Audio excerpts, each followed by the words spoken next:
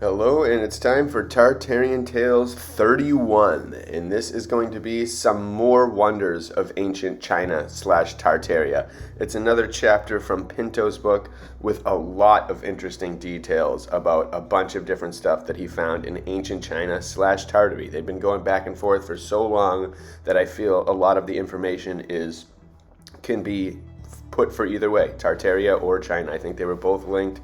Who knows the names? It's easy to change a name, but the details, I think, of the time period are still important. In this drawing right here is an ancient artwork called The Arrival of the Southern Barbarians.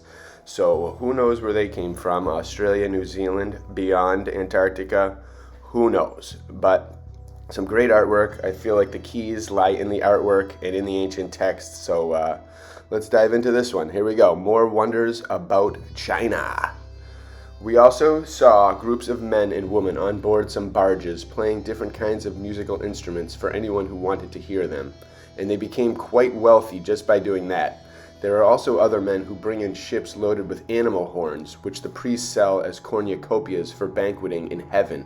They say these horns were taken from animals sacrificed to the idols at devotional prayers and offered up in fulfillment of vows made by people because of misfortunes undergone or illnesses suffered.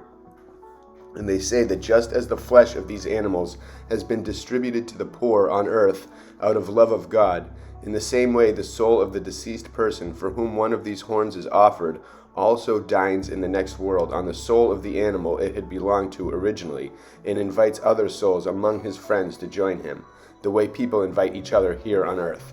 We also saw many ships covered with symbols of mourning, that were carrying coffins, torches, candles, and women who can be hired to weep at a funeral, all for burying people, who die in as honorable a fashion as each one wishes to, depending on the number of attendants or mourners hired to accompany him to his grave.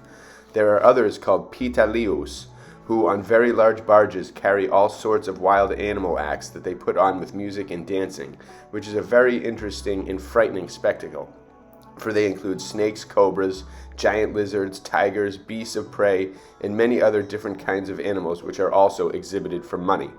There are others carrying huge stacks of books containing descriptions of historical events relating to everything one would want to know, not only about the creation of the world, about which they tell infinite lies, but also about the countries, kingdoms, islands, and provinces of the world, and their respective laws and customs, mainly of the kings of China. How many of them there were, what they accomplished, who founded which countries and cities, and the events that took place in each period.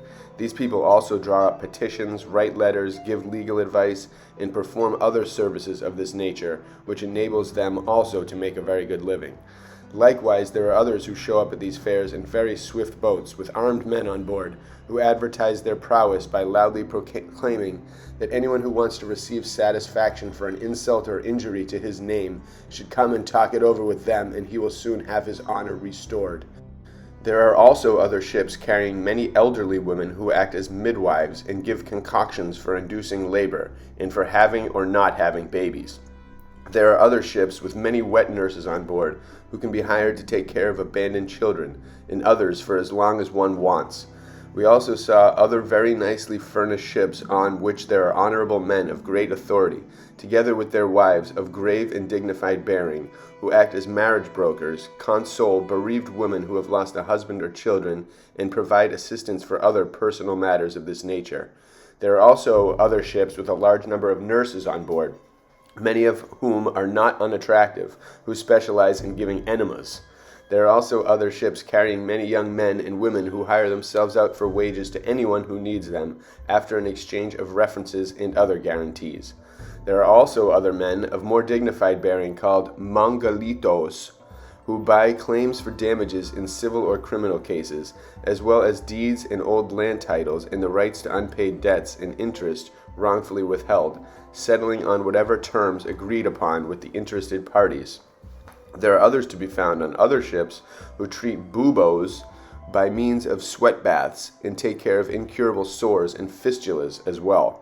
Finally, so as not to spend any more time trying to describe every little thing that is to be found in the city, for there would be no end to this story, I will sum it all up briefly by saying that there is nothing in the world that one can possibly ask for or desire that is not to be had there on those ships during this period, in even much greater quantity than I have described. And as for the other cities, towns, and villages situated throughout the land, there is no need to say anything about them here, because one can get a pretty good idea of what they are like from what has been said of this river, since they all resemble each other. One of the reasons, or rather the principal one, why this Chinese monarchy, comprised of 32 kingdoms, is so rich and magnificent and teeming with traffic and commerce, is because the land is completely covered by a network of superb rivers and estuaries, many of them natural and many of them man-made waterways dug in ancient times by the various kings, lords, and peoples to provide for easy communication by making all parts of the country accessible to navigation. The narrowest of these waterways have very tall, long, wide bridges running across them, of very sturdy stone masonry construction, similar to ours, and some are made of a single, solid block of stone running 80, 90, or 100 spans across one side to the other, and 15 to 20 spans wide, which is certainly an extremely remarkable feat of engineering, for it is hard to understand how such a huge block of stone could be extracted from the quarry in a solid piece like that, or how they managed to transport it from where they were to where it was standing. All the roads and avenues leading into the cities, towns, villages, hamlets, and fortresses are very broad and paved in extremely well-hewn stone, with richly decorated columns and archways at either end, displaying inscriptions in gold letters commemorating with words of high praise those people responsible for having them built. And they have costly stone benches on either side so poor people and weary travelers can stop to rest.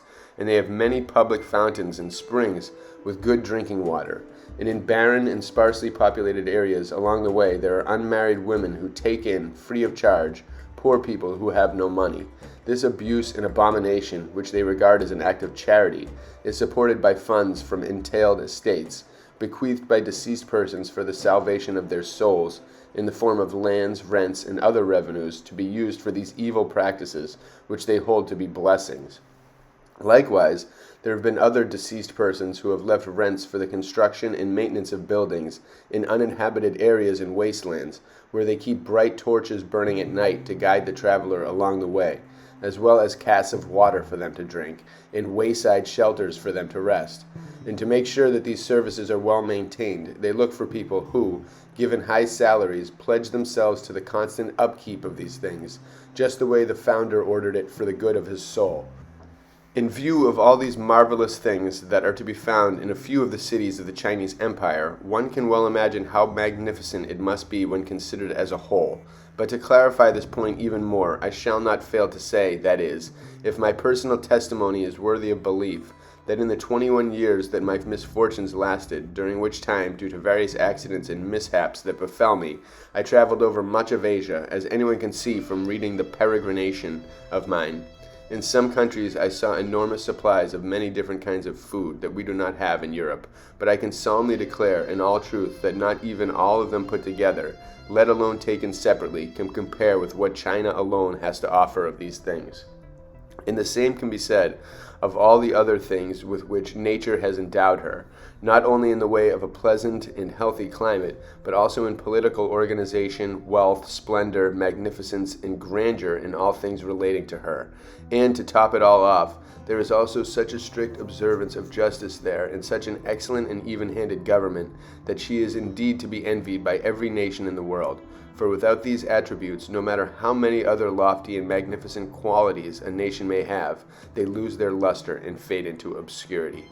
And at times, whenever my thoughts turn to the many things of this nature that I saw in the region of China, on the one hand, I am overcome with amazement when I think of how lavishly our Lord shared the material blessings of this earth with these people, and on the other hand, it fills me with great pain and sadness to see how ungrateful they are for all these blessings, and since they offend him continually with their many different and deeply sinful practices, not only with their repugnant diabolical idolatries, but also with the depravity of the unspeakable sin, for it is not only allowed among them publicly, but according to the doctrine of their priests, it is regarded as a great virtue. And may I be forgiven for not going into any further detail here on this matter, because Christian thinking does not condone it, nor would it be right to waste time and words on such bestial and abominable things. So very interesting as far as kind of piecing together the world of now And back then, there's some link, I'm convinced, between China and America that is kind of hidden or something, or ancient Tartary and then what became of China. There's something interesting about China. It's almost as if China is like this bizarre ancient force that has just been going and putting these things kind of out into the world, these ideas. I mean, they had psychiatrists, prostitutes, hitmen all along this river. They had anything, books, lawyers. They had all these kind of things that end up materializing in different ways now. And they had the management of the rivers. They have that whole dam system now. The ancient rivers, the ancient people that decided to make all the canals that come into one thing, so everything in China is connected. Like maybe that was the Tartarians, maybe it was the people before them, maybe it was who knows. But it seems like something is interesting going on when you compare our modern world and you see the way that the disaster that it's being headed now, especially that America has been taken over in most likely by a force similar to China. It just has you thinking, and wondering what the origins of all these were, what we haven't been told, what's been lost, who's in control right now of our part of Earth, and whatnot. There's just so many lies nowadays. You can't believe anything. You have to take every single thing that you hear on the news or in a public media or from a public supposedly trusted source with a huge grain of salt, and you have to really question everything. So I think there's a lot we aren't being told about about our past and China's role in it, and Tartary's role in the even more ancient past, and maybe now. All of it could be a charade, a little ruse for the people who are really in control, which may have been in control all along, always, forever. I really don't know, but I find it interesting in Pinto's last paragraph how he just does not even want to go into the abominations that he saw. He doesn't even want to write them. His Christian self won't allow them to write. And that is the huge difference, because their idolatry and the stuff that's happening in America now is an abomination. It is an anti-human system and culture. And maybe it started in China with all this, the attacks on children, animals, all these different things, especially what they do to children. This is all from an idolatry, godless perspective, and it continues today, so it has suspicion surrounding it. The godless agenda they push on Netflix and all these other TV stations and movie networks is just preposterous. And hopefully it will end when our culture, our side of good, just dominates and eradicates this, what's seemingly ancient evil. It has to go. We can do it. Bless you all.